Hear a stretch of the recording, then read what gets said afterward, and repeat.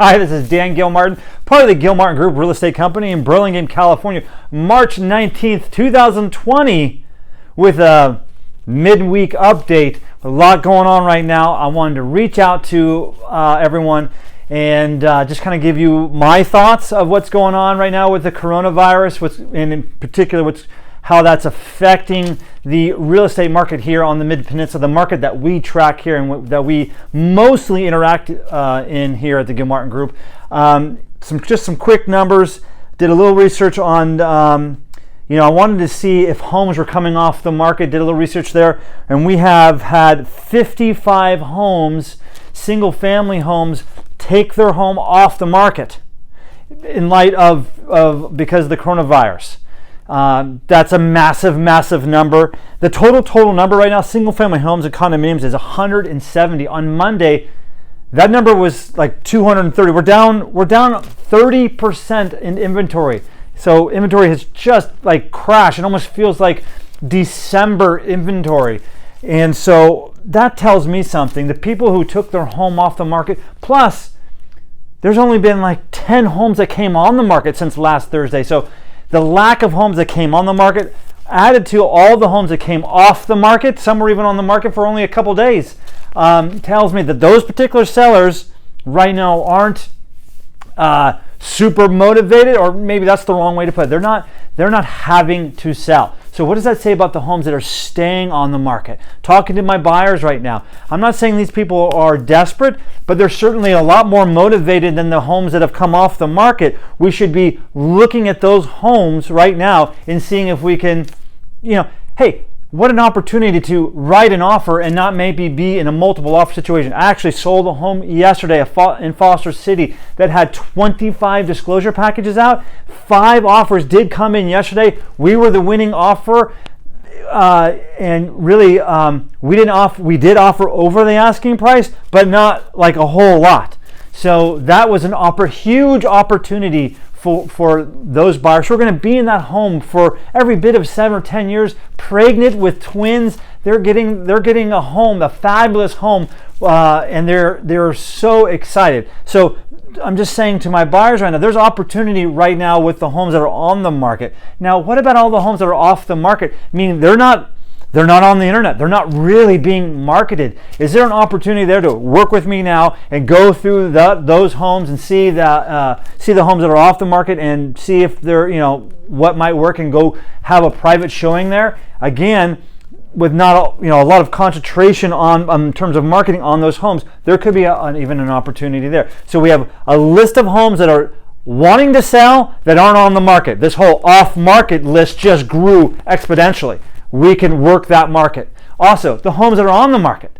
How about a home that's been on the market for a long time and still on the market? That, my friends, indicates an absolute opportunity, a place to maybe go negotiate. Again, I'm not saying they're absolutely desperate, but they want to sell. Opportunity there. My sellers, inventory is low, extremely low. Is now a great time to put your home on the market, or should we be the ones that hold off or decide not to sell right now? That is certainly up to you. But in terms of supply and demand, there are buyers out here. Our economy, in terms of jobs, our executive jobs are still there. The government is definitely going to help out in this situation in the big picture. I got some other notes here. I'm kind of going off the cuff here, so just bear with me. I'm not totally polished right now, but I've been reading a lot of different venues. We're a part of a lot of different coaching programs, national coaching programs. So here at the Gilmartin, we're talking to people all around the country, and so I've been going through some of the we've had some private meetings and whatnot. So I got a lot of different notes. One in particular thought process. I even had 2 buyers asking me, "Hey, is this should we be prepared for the market to crash, housing market to crash, and is there going to be a bunch of foreclosures?" And I do not at all see that happening for a few different reasons. Number one, in 2008, when things like that were happening, the government definitely learned their lesson during that process. I highlighted here, during the previous housing crash, 2008, the government was slow to recognize the challenges homeowners were having and waited too long to get relief. Today, action is being taken swiftly in just this first week. The Federal Housing Administration indicated in its enacting an immediate foreclosure and eviction moratorium for single-family homeowners with FHA-insured mortgages for the next 60 days. I also heard that New York right now is putting a moratorium on foreclosures and even mortgage payments being late or late fees being, I think I heard 60 days out. The Federal Housing Finance Agency announced it is directing Fannie Mae and Freddie Mac to suspend foreclosures and evictions for up to 60 days. Homeowners learned their lesson last time, I highlighted here. In 2008, when the housing market was going strong, homeowners gained tremendous amount of equity in their homes. Many began to tap into that equity and, not doing smart things with that equity, going on vacations, buying boats, doing remodels maybe they shouldn't have been doing. And when prices dipped, many found themselves in a negative equity situation where the mortgage rate was obviously greater than the value of the home. Some just walked away, leaving the banks with no other option but to foreclose on their properties. I highlighted today the home equity situation in America is vastly different from where it was in 2005 to 2007. Homeowners cashed in $824 billion worth of home equity by refinancing. In the last 3 years, these homeowners, we've cashed in only $232 billion. Now that's a big number, but it's nothing like $824 billion, and less than 1/3 of the amount. 37% of homeowners in America have no mortgage at all. I find that amazing. And of the remaining 63%, more than 1 in 4 having over 50% equity. What are we saying here? That now we got a lot more homeowners that don't even have a mortgage, and the ones that do have a mortgage have more than 50% equity in their home right now. Even if prices did dip, and most experts I highlight here are not predicting that will happen, most homeowners will still have a vast amount of value in their homes and will not walk away from that money. Completely different than last time. There will be help available to individual and small business. The government is aware of the financial plan this virus has caused and will continue to cause. Yesterday, the Associated Press reported in the moratorium, Treasury proposed $250 billion cash infusions to individuals. The first set of checks issued starting in April 6th and the second wave in mid-May. The amounts would depend on income and family size. The plan also recommends $300 billion for small businesses. Bottom line here, there's not going to, these aren't going to be easy times. However, the lesson learned from the last crisis is that the Americans are better prepared to weather this financial storm. And I just thought that was really good. One other thing, as I just kind of going off the cuff here, and if you're watching me this long, thanks a lot. But I'm really just trying to, give some information. There's a lot of confusion, and I'm seeing that homes are selling. I didn't say that. We also, since Thursday, we've had 34 homes sell. That's a great number. So that's another reason why the inventory is down 30%, with 55 homes taking their homes off the market. We had 34 sell, and a bunch of homes not coming on the market is why the inventory is so low. But here's another little article of 3 reasons why we're not in a housing crisis. Number 1, the market today is vastly different in 2008. That's kind of off the last set of notes I was doing there.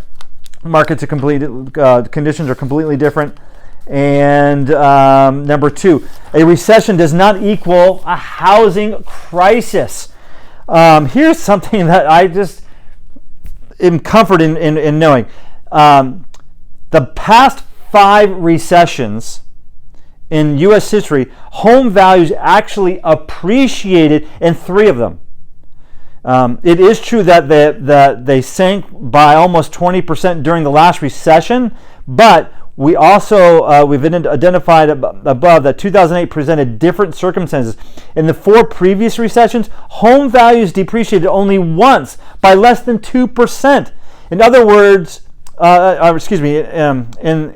in the other three, residential real estate values decreased by 3.5%, 6.1%, and 6.6%. So in the last 5 recessions, home values appreciated in 3 of those. So recession does not equal a housing crisis. And then number 3 here, we can be confident in what we do know, and that is that concerns about the global impact of COVID-19 will have the economy have on the economy are real, and they're scary, as a health and wellness of our friends, families, and loved ones are high in everyone's emotional radar. That is very true. Several economists made clear that the extent of the economic wreckage will depend on factors such as how long the virus lasts, whether government will loosen financial policy, and can markets avoid freezing up. That said, we can be confident that while we don't know the exact impact of the virus will have on the housing market, we do know that housing isn't the driver. I think that's big. So, are we set to have a bunch of foreclosures? No, we're not. We're not going to let that happen. Inventory is extremely low right now. We have a bunch of homes come off the market. So if you want to take advantage of these incredibly low interest rates, which I encourage you to do, we have a huge list now of off-market opportunities, and we have a list of homes that are on the market, and they clearly want to sell their home. And in this confusion lies the opportunity for you as a buyer to go out and take advantage of this opportunity of low interest rates and the confusion, and find a great house for yourself. Sellers, this will all soon pass. In terms of, this low inventory will work to your benefit as well. So now more than ever, pricing it properly, getting that home prepared to go on the market properly is certainly now more than ever a very, very important thing. So I know I've kind of rambled here. I got a lot going on. The goal here was to kind of lay out some numbers. I wanted to connect with everybody. Know that here at the Gilmartin Group, we are still working. We're working remotely. No one's really here. We're all working from home. We're with DocuSign, and I showed a house via FaceTime the other day. I mean, there's ways for us to do this while we work through the virus and let it dissipate and get out. It's almost this is kind of like, if you will, because we don't have snow days here, but imagine in markets where there's a blizzard and realtors can't even show the home for several weeks on end. Soon the snow will melt and things will pick up again. So we're here for you here at the Gilmartin Group. We hope you're healthy and safe. If you have other questions, please feel free to reach out to us, reach out to me, and know that I think if as we stick together with this, we're going to get through this. This is not going to create a housing meltdown at all. If anything, if you have the ability, if you were fortunate enough to been able to save your money and have your money now for your down payment, now is a great opportunity to go out and get a great interest rate and find a great home and not have to be against 20 offers. Right? Now is a good time. Anyway, God bless, be safe, and we'll be in touch. Have a good day.